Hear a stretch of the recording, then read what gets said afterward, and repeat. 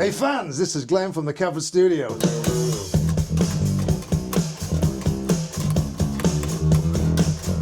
How you doing? Alright dudes, well today I'm out on a mission. I'm going up to see someone called Glenn Birks, owner of Catford Studios. Great musician, great producer. He's invited me up, so let's go. Just less than average childhood caused me some mental damage. ADHD has become savage. Now I'm all alone off the devil's cabbage.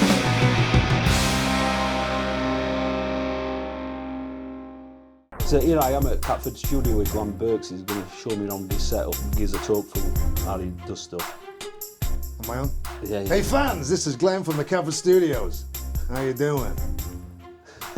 Yeah, so what's your process, mate? So my process is, I'll probably, if I'm producing somebody, get them down and we'll do the acoustic guitars first, get the structure, what I need, and then I'll probably use, all the drums are kind of mic'd up in the ether. So I've got the kick in, kick out, kick sub, snare top, snare bottom, hi-hat, tom 1, 2, 3, floor tom, floor 2, overheads, and a couple of acoustic ambient mics, all sent to a drum bus. So Just to be clear, I've sprung this on Glenn. He didn't know we were going to do this interview.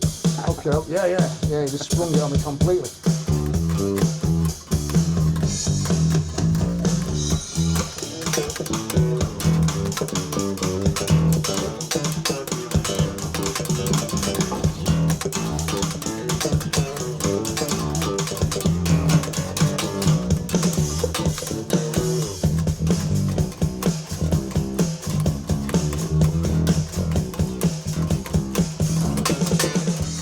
Nice bit of bass there. Yeah, it sounded nice, that minute. And then, you know, I think a lot of my stuff, it's, I don't know even if this is in tune, but I'll put a bit of guitar on. So that's your next move of guitar after Yeah, bass? I'd put a bit of guitar, or then I'd put a bit of Rhodes piano, maybe, a bit of Rhodes, a bit of Hammond organ, you know. If I'm producing, it's like somebody's got a demo track, and they say, Glenn, I want to make it sound crisp and to release.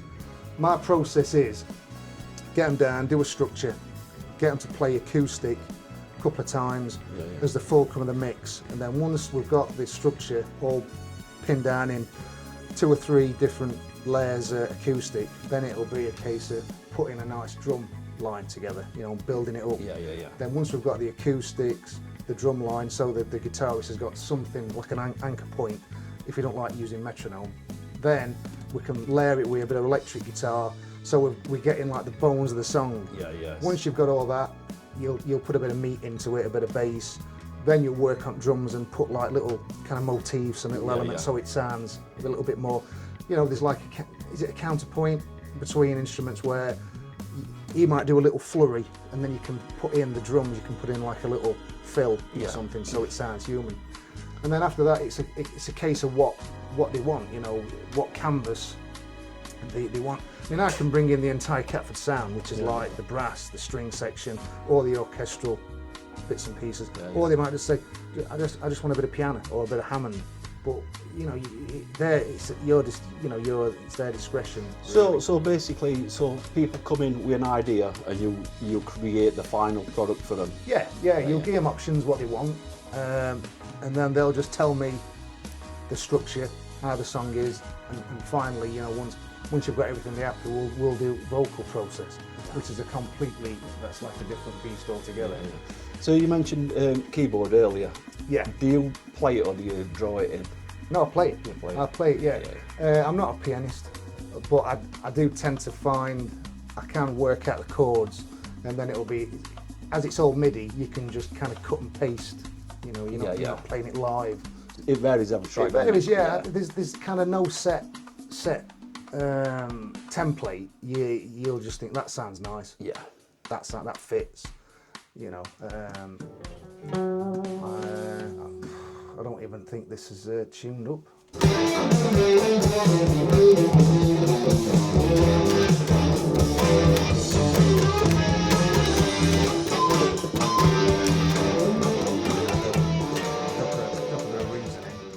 Within the rack of Studio One.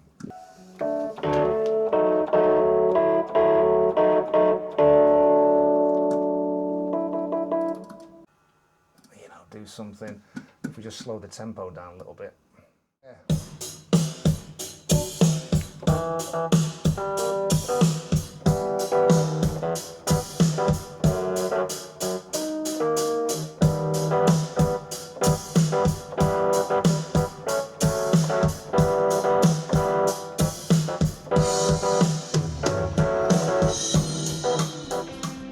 So what software is it you're using, did you say? Studio One. Studio One. Studio And One. what's this bit of kit over here? This is a PreSonus Faderport 16, so you've got 16 tracks and you can bank them. So you can set all your it's all colour coded, so you can like put all your drums, mics on one, and then you just like bank it across. You know. Yeah, it looks a nice bit of kit that. Anyway, Glenn, thanks for your time, mate.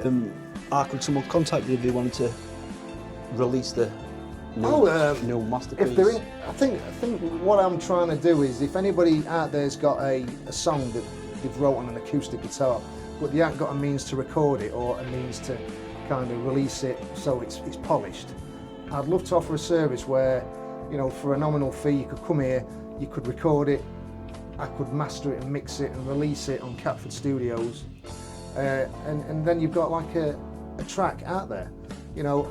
You can obviously if you've got a keyboard player who can actually play, then don't rely on me. But so could you cater for the full band then? Yes, a small band. Yeah, I mean we can, as long as the drummer don't mind using an electric kit. Yeah. We've got coffee machine, settee. Oh, look at this. You know, it's kind of like I've got, even though we you know it's not soundproofed as such, I've got software that can dry all the sound, the debris. Yeah, yeah. So any kind of hisses or traffic noise, I can get rid of all that without compromising stuff. So that looks. Is it not? I thought it was Ampeg. That is not, is it? What's that? This, yeah. Heart. No, this. I thought it was big. Yeah, 27. Yeah, yeah. Nice.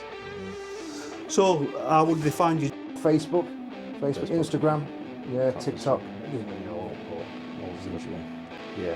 Yeah. All right then. Cheers for that, Glenn. Yeah, if you want out doing, just contact him. Yeah. Catch you later. Till next time. Thanks a lot, Dan.